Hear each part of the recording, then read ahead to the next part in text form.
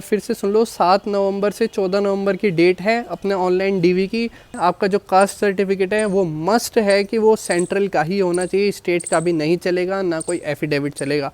Hello, Radhe Radhe guys, स्वागत है आपका मेरे नए नवेले ब्रांड न्यू अभी जस्ट शोरूम से निकले हुए यूट्यूब चैनल पर।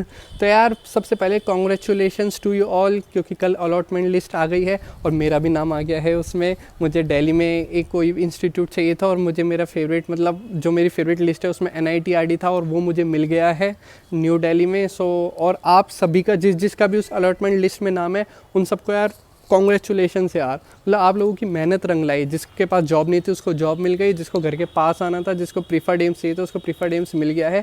और भाई जिसका नहीं हुआ है ना यार, देखो मायूस नहीं होना है ना। अभी और अपॉर्चुनिटीज़ आ रही है, जैसे KGMU, SGPJE और अप्रैल में नोट सेट भी है, नोट सेट 10। तो यार देखो वो एग्ज़ाम निकल जाएगा। बस मैंने प्रीवियसली वीडियो में बताया हुआ है बेसिक स्ट्रेटेजी, उसको देख लेना वीडियो को। आगे मैं और डिटेल वीडियो डाल दूंगा भाई। बस अपने प्लान ऑफ एक्शन पे ट्रस्ट रखना, मिसट्रस्ट मत करना। मैं कह रहा हूँ निकल जाएगा भाई, एग्जाम निकल जाएगा, कोई रॉकेट साइंस नहीं है इसके पीछे। तो यार एक बार फिर से कॉन्ग्रेचुलेशन जिसका नाम आ गया है। अब उन सब की क्वेरी यही होगी कि यार अब नेक्स्ट स्टेप क्या करना है, क्योंकि ऑनलाइन डॉक्यूमेंट वेरिफिकेशन की भी डेट आ गई है और हमें नहीं पता कि हमें क्या क्या डॉक्यूमेंट्स चाहिए। तो यार उसके लिए ही मैंने ये वीडियो डाली है और उस पर ही आज हम बात करेंगे। ये वीडियो ज़्यादा बड़ी नहीं होने वाली और मैं आपको इसमें जो भी डॉक्यूमेंट्स चाहिए ऑनलाइन डीवी के लिए, क्योंकि आपको पता है ना नोट सेट ने डेट दे दी है, ये इसी मंथ की 7 तारीख से 14 तारीख तक वो ऑनलाइन डीवी की डेट है। और शाम 14 तारीख के शाम 5 बजे से पहले आपको अपने डॉक्यूमेंट्स को सबमिट कर देना है अपने पोर्टल पर जाकर। ओके, सो यार मैं बता रहा हूँ, फिर से सुन लो, 7 नवंबर से 14 नवंबर की डेट है अपने ऑनलाइन डीवी की। जल्दी जल्दी डॉक्यूमेंट्स अपलोड करो। तो आज हम बात करने वाले हैं इस वीडियो में भी कि क्या क्या बेसिक डॉक्यूमेंट्स है जिसके रिक्वायरमेंट है ही है और वो मस्ट आपको सबमिट करने हैं। और बाकी अगर कुछ भी नए ज़्यादा होता है तो वो आपको पोर्टल पर, जब 7 तारीख को पोर्टल ओपन होगा तो उस पर आपके पास लिस्ट आ जाएगी कि यार और क्या न्यू डॉक्यूमेंट डाला है। तो जो डॉक्यूमेंट की रिक्वायरमेंट है हम उस पर अब बात करने जा रहे हैं। तो यार देखो, सबसे पहले आपके सामने स्क्रीन पर है ना एक लिस्ट आ रही होगी, ठीक है। इस लिस्ट को देख लो, आपको ये सब डॉक्यूमेंट्स की रिक्वायरमेंट है, आपके पास नहीं है तो उसको जल्द से जल्द अरेंज कर लो। और अब हम इस पर 1 बाय 1 बातें करते हैं। तो यार फर्स्ट जो डॉक्यूमेंट जो हमको चाहिए होगा वो है रिजल्ट। जो नोट सेट स्टेज 2 का जो रिजल्ट आया था जिसमें मार्किंग आई थी और आपको पता लगा कि आपकी कितनी परसेंटेज बनी है, कितनी मार्किंग आई है, तो देखो वो आपको आपके इंस पोर्टल पे जाओगे, वहाँ पर एक ऑप्शन होगा स्टेज 2 रिजल्ट, बस उसको ओपन करना और जो फिर आपका जो स्कोर कार्ड ओपन होगा ना उसका स्क्रीनशॉट ले लेना यार। वो स्क्रीनशॉट वहाँ पर अपलोड होगा, आपके ऑनलाइन डीवी के टाइम पे साइट पर अपलोड होगा। ओके, तो ये हो गया अपना फर्स्ट पॉइंट। तो यार अब सेकंड जो डॉक्यूमेंट चाहिए होगा वो है registration slip of online registration having candidate signature. तो यार देखो, आपको याद होगा कि जब आपने नोट सेट का फॉर्म भरा था तो वो लास्ट में है ना, जब फॉर्म भर देते सारी डिटेल्स के साथ तो वो एक प्रिंट जनरेट होता है। आपने किया होगा उसका प्रिंट को जनरेट, अगर आपने साइबर कैफे से भरवाया होगा या फिर आपने खुद से अगर वो फॉर्म भरा है तो आपने उसकी PDF है ना सेव की होगी, वो ये स्लिप जो लास्ट में निकलती है, बस उसमें सारी डिटेल्स होती है, आपने क्या क्या डॉक्यूमेंट लगाए और लास्ट में आपका सिग्नेचर भी होता है। तो है ना, वो जो रजिस्ट्रेशन स्लिप है ना वो ऑनलाइन, और अगर आपके पास आपने निकलवाया तो उसको कलर्ड में निकलवा लेना प्लीज़, है ना, तो वो भी अपलोड होगी। ठीक है, सेकंड पॉइंट ये है कि रजिस्ट्रेशन स्लिप जो आपने एग्जाम फॉर्म डाला था नोट सेट 9 का वो अपलोड होगा। थर्ड पॉइंट है admit card having candidate sign for both NORCET 9 stage 1 and second. Stage 1 और स्टेज 2 का एडमिट कार्ड डाउनलोड करो और फिर है ना अगर उसका प्रिंट निकलवाओ, और या फिर उसको अपने फ़ोन में डाउनलोड कर लो और उस पर आपको है ना प्रिंट निकलवाना ही पड़ेगा, क्योंकि है ना इसमें बोला है कि आपको उस पर साइन करना है। तो जहाँ पर आपने एग्जाम में भी साइन किए थे ना उस जगह पे आपको खुद के साइन करने हैं, स्टेज 1 एंड स्टेज 2।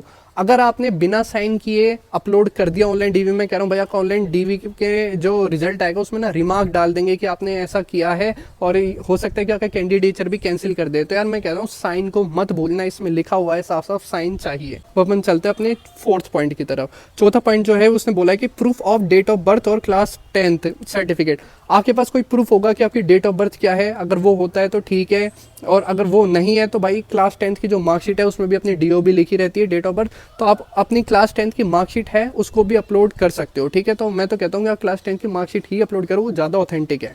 ठीक है गाइस, तो 4 पॉइंट हो गए। अब अपना 5th पॉइंट है कास्ट सर्टिफिकेट या फिर income and asset certificate as applicable if applied under SC ST OBC EWS category issued by competent authority. तो यार देखो, जो भी आपका कास्ट सर्टिफिकेट है, आप SC ST EWS OBC में आते हो, क्योंकि UR का तो ये होता नहीं है। तो आई मीन जो जनरल जिसके पास EWS नहीं है, नॉन EWS जनरल का, उसका तो कोई होगा नहीं कास्ट सर्टिफिकेट। बट जो ये 4 कैटेगरी है SC ST OBC EWS, उसका कास्ट सर्टिफिकेट होता है, वो भी ओरिजिनल ही अपलोड होगा। और मैं ये कह रहा हूँ अभी भी कि भाई DV के टाइम पे देख लेना आप कि जो आपका जो कास्ट सर्टिफिकेट है, वो उसने जो डेट दी है ना, एम्स ने जब आपने उसका एडवर्टाइजमेंट पढ़ा होगा नॉर्सेट 9 का, तो उसने डेट दी है कि इस डेट से इस डेट के बीच का होना चाहिए वो बना हुआ, तो वही चलेगा। अगर उस डेट का नहीं है तो यार आपको DV में वो नहीं लेंगे, कोई भी एफिडेविट को वो कंसिडर नहीं करेंगे शायद तक, और वो आपको हो सकता है DV में ही आउट कर दे। तो यार देखो, आपको उनकी गाइडलाइन को फॉलो करना ही पड़ेगा, इसका कोई भी सेकंड सॉल्यूशन नहीं है। आपको क्या करना है, आपका जो कास्ट सर्टिफिकेट है वो मस्ट है कि वो सेंट्रल का ही होना चाहिए, स्टेट का भी नहीं चलेगा, ना कोई एफिडेविट चलेगा।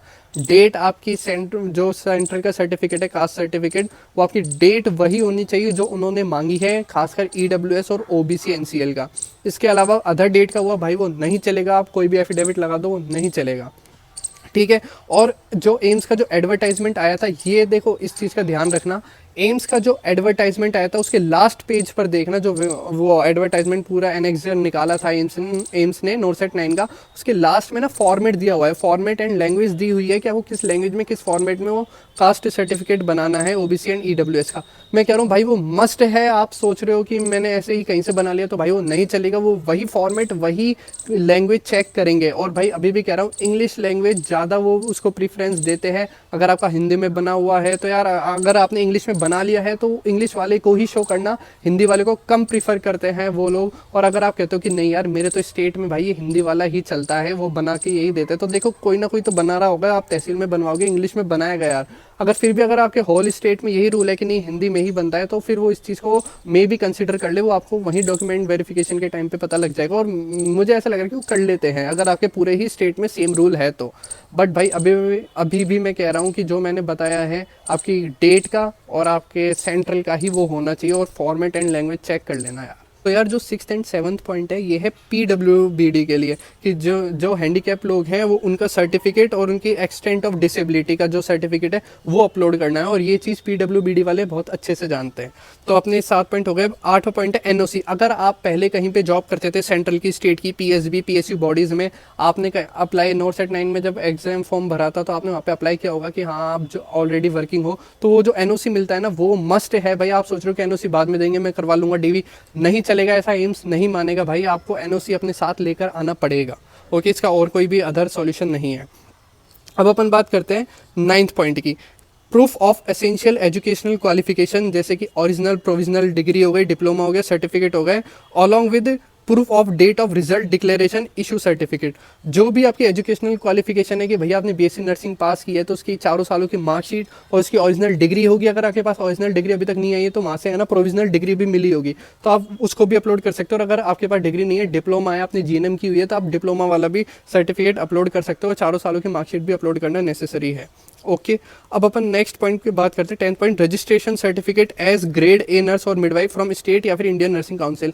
देखो, जो डिग्री अलग होती है, मार्कशीट अलग होती है, उसके अलावा रजिस्ट्रेशन अलग होता है। आपका स्टेट का रजिस्ट्रेशन है वो भी चल जाएगा, INC का है तो मच बेटर है, वो तो भागेगा, क्योंकि INC को ज़्यादा ये प्रेफरेंस देते हैं। लेकिन इसमें लिखा हुआ है स्टेट /INC, तो यार आप इस चीज़ की टेंशन मतलब, बस आपका रजिस्ट्रेशन है वो ऑथेंटिक होना चाहिए, कोई ऐसा फेक नहीं होना चाहिए, रियल है तो वो उस चीज़ को मतलब वैलिड कंसिडर करेंगे, ओके। तो अब हम बात करते हैं 11th पॉइंट की, कि experience certificate in case of diploma holder clearly indicating number of beds of hospital and duration of experience. देखो, जो BSc नर्सिंग जिन्होंने की हुई है, जिनके पास डिग्री है ऑलरेडी, या फिर हाँ तो जिन्होंने बैचलर्स किया है इसमें, देखो उनको तो अपना है ना, अगर आपने एक्सपीरियंस लगाया है वहाँ पे एडवर्टाइजमेंट में तो आप लगा सकते हो, और बाकी आपको एक्सपीरियंस नहीं है चाहिए। अब आप दी है अपनी 12th point, copy of original ID card proof of identity issue from any government authority. आपका जो भी ओरिजिनल ID कार्ड है उसका प्रूफ है, वो आपको उसकी है ना एक कॉपी लगानी है, फिर ओरिजिनल भी आप अपलोड कर सकते हो। तो मैं तो कहता हूँ आप ओरिजिनल अपलोड करो, और जो आपका आधार कार्ड है इसमें वो इसमें अपलोड हो सकता है, ठीक है। तो आप आपका आधार कार्ड की ओरिजिनल जो कॉपी है उसको आप है ना अपलोड कर दो। और जो अगर खुद से अपलोड कर रहे हैं तो भाई वो यही करो कि मतलब आपके पास जो प्रिंट पड़ा होगा आपके ओरिजिनल आधार कार्ड का या फोटो है उसको अपलोड कर देना है, ओके।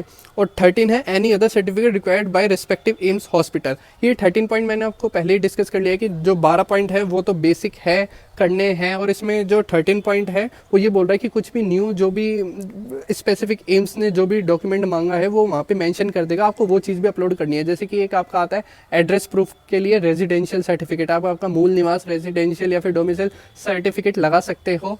और है ना इसके अलावा आप वो आपके उसके लिए इलेक्ट्रिसिटी बिल भी चल जाएगा, है ना, वो भी आपका एप्लीकेबल रहेगा। तो ऐसी कोई घबराने वाली बात नहीं है। तो आप है ना इस जो भी वो डॉक्यूमेंट मांगता है अलग से मेंशन करता है, वो तो देखो 7 तारीख को पोर्टल ओपन होगा तभी पता पड़ेगा कि स्पेसिफिक इंस्टीट्यूट क्या मांग रहा है।